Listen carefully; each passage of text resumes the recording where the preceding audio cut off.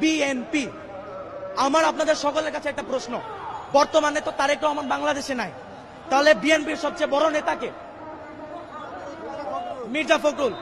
এখন আমি বলতেও হাসি পাচ্ছে আমার। মির্জা ফখরুল যদি দেশের সবচেয়ে বড় নেতা হয় বিএনপির, তাহলে গত 3 মাসে কেন মির্জা ফখরুলকে কোনো টক শোতে কিংবা কেন কোনো মিডিয়া ফেস করতে দেখা যায় না? দেখা গেছে কাকে? সালাউদ্দিন সাহেবকে।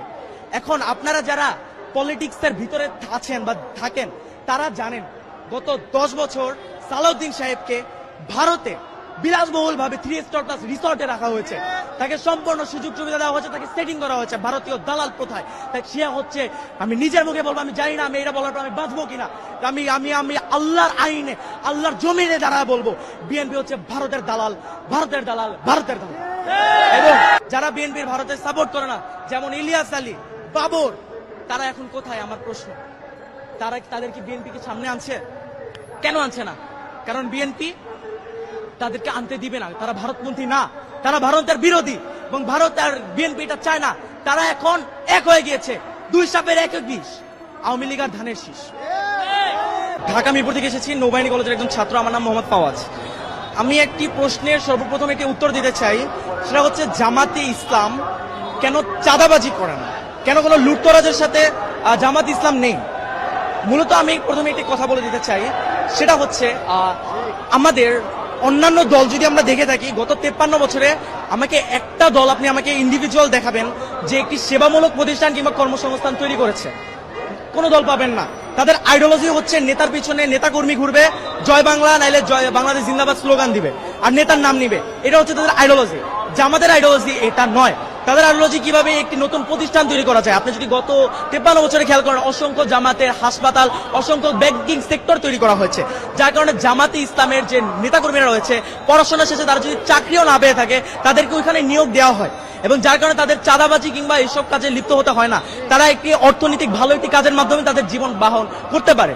এবং জামাতের আদর্শ এবং অন্য একটি দলের আদর্শে ভিন্ন কোথায়? আমি একটি কথা বলতে চাই, অন্য একটি দলে আপনি সেন্ট্রাল থেকে টাকা পাবেন, টাকা যদি না পান আপনি চাঁদাবাজিতে লিপ্ত হবেন।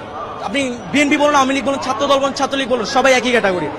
আপনি ছাত্র শিবির বলুন যদি, বা জামাত ইসলাম বলুন, এদের অর্থ উৎস কিন্তু এইটা নয়। এদের অর্থ উৎসটা কোথায়? আমি আপনাকে বলি, ক্লাস 9-এর একটি ছাত্র, আমার নামটা ঠিক মনে নেই, আমাদের গ্রামের বরিশালের একজন ভাই, সে ক্লাস 9-এ থাকতে তার বাবা মা মারা যায়, তার পড়াশোনা সে ছেড়ে দিবে ভেবেছে। তখন জামাত যে সংগঠন তার সাথে কথা বলে, যে তার সম্পূর্ণ ব্যবস্থা তারা গ্রহণ করে, তাকে সম্পূর্ণ শিক্ষিত করে, তাকে দেশের বাইরে পাঠায় পড়তে, এবং তাকে ডক্টর বানিয়ে বাংলাদেশে ফেরত আনে। এখন আমার প্রশ্ন, একজন বিবেকবান মানুষ জীবনেও কি তাকে যেই দলটা, যে সংগঠনটা এত উচ্চ একটা পর্যায়ে নিয়ে গিয়েছে, তাকে জাতীয় রাষ্ট্রের সম্পদ বানিয়েছে, তাকে কি, তার কাছে কি কোনো সাহায্য চাওয়া লাগবে দলটা থেকে? সে তো একজন বিবেকবান মানুষ, সে নিজে থেকে তার অর্থের 50% দান করে দেবে এই দলের জন্য। এই একটা কারণে জামাতের কারো কাছে চেয়ে খেতে হয় না। আর জামাতের প্রত্যেকটা নেতাকর্মী যারা রয়েছে, তাদের মাস শেষে একটি অ্যামাউন্ট উল্টা দিতে হয়, জামাতে অনুদান দিতে হয়, এবং সেই টাকা দিয়ে, এই যে আমি যে বললাম প্রথমে, এই ছেলেটাকে পড়িয়েছে, এরকম অসংখ্য অসহায় এবং দরিদ্র ছেলেকে পড়ানো হয়, ছেলে মেয়েকে, এবং এই টাকা দিয়ে, এই আমাদের অনুদানের টাকা দিয়ে। আর আমার প্রশ্ন, যেই ছেলে বা মেয়েটা এত কষ্ট করে দলে টিকে থাকার জন্য টাকা দিতেছে, নিচে থেকে, নিজের পকেট থেকে টাকা খরচ করতেছে, তাছাড়া মাস শেষে 2টা করে বই পড়তে হয়, বই পড়ে ওইটার পরীক্ষা ভাইভা দিতে হয়, 5 ওয়াক্ত নামাজ পড়তে হয়, নামাজে সে জামাতে কয় রাকাত পড়তেছে, কয় রাকাত জামাতে পাচ্ছে না, সব রিপোর্ট প্রদান করতে হয়। এত কষ্টের পরেও যে মানুষটাই দলে থাকবে, ওই মানুষটার কি নৈতিকতা নিয়ে কোনো প্রশ্নের আর কোনো দিক রয়েছে? ওই মানুষটা কি কোনো স্বার্থের জন্য দল করতেছে? ওই মানুষটার ভিতরে নৈতিকতা আছে বলেই মানুষটা দলটা করতেছে। এত কষ্ট পেরিয়েও এই দলের প্রতি সে তার ভালোবাসাটা রয়েছে। এখন আপনি আমাকে কোন দিক দেখাবেন? 71-এ যে আলবদর, তারপরে রাজাকার বলে, এই দিকটা দেখাবেন? আমি আপনাকে একটি কথা ব্যক্ত করতে চাই। হযরত উমর রাদিয়াল্লাহু তাআলা আনহু, তিনি যখন ছিলেন, তিনি কিন্তু মুসলিম ছিলেন না, তিনি কিন্তু ইসলাম ধর্ম গ্রহণ করেন নাই। পরবর্তীতে মহানবী সাল্লাল্লাহু আলাইহি ওয়াসাল্লাম আল্লাহ তাআলার কাছে নিচে চায় যে তৎকালীন আরবের যে কোনো বড় 2 নেতার একজনকে আল্লাহ আমার করে দাও, এবং মহানবী সাল্লাল্লাহু আলাইহি ওয়াসাল্লামের যে কোরআন, সে তিলাওয়াত শুনে সে কিন্তু মুসলিম হয়েছে। এখন কি আপনি তার পাস্টের সাথে তার প্রেজেন্ট তুলনা করবেন? আপনি এতই মূর্খ হয়ে গিয়েছেন? আপনি চেতনা ব্যবসা করবেন? আওয়ামী লীগ এক দল বলে গিয়েছে, তারা এখন কোথায়? তারা এখন ভারতে। এরপর আরেক দল যারা এখন বর্তমানে বলছে, তারা কোথায়? তার নেতা লন্ডনে। যেই দলটাকে বলে, সেই দলটা কি পাকিস্তানে গিয়েছে? সেই দলটা যায়নি, সেই দলটা ফাঁসির মঞ্চে হাসি মুখে দাঁড়িয়ে গিয়েছে। আপনি যদি আরো বলেন, যে 71-এর কথাই আমি ধরি, যদি আসলেই জামাতে ইসলাম রাজাকার হয়ে থাকতো, কেন মুজিবের সময়, জিয়াউর রহমানের সময় এই জামাতের কোন নেতাকর্মীকে রাজাকার বলে শাস্তি দেওয়া হয়নি?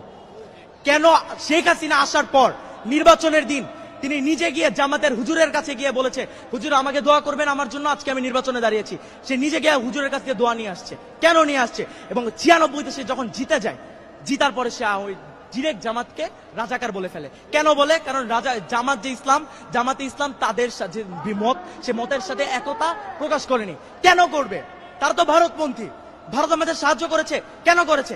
ইন্দিরা গান্ধীকে যখন প্রশ্ন করা হয় সে একটি উত্তর দেয়, মাথার এক পাশে ফোড়া হলে আপনি অন্য পাশে ঘুরে ঘুমাতে পারবেন, যখন দুই পাশে ফোড়া হয় আপনি ঘুমাতে পারবেন না। এর মানে কি বুঝতে পারছেন?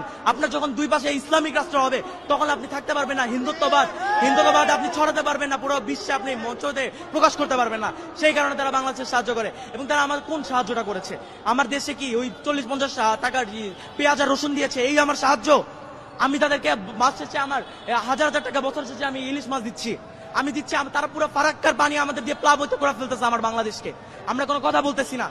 আরো যদি আমরা দেখি, তারা আমাদের দেশটাকে নিজেদের অঙ্গরাজ্য তৈরি করতে চেয়েছে, আর তারা আমাদের দেশের মাঝখান থেকে রেল বানিয়ে ফেলবে। আমাদের ইতিহাস যা বলে, একটা রাষ্ট্র এরকম ভাবে যখন একটা দেশের মাঝখানে চলে আসে, ওই রাষ্ট্রের ওই ইন্ডিভিজুয়াল ওই জায়গাটা ওই রাষ্ট্রের আওতায় থাকে না, ওইটা যেই দেশের আওতায় চলে যায়, যেই দেশের বানায় ওই দেশের আওতায় চলে যায়। এবং তারা এই ভারতের দালাল ছিল।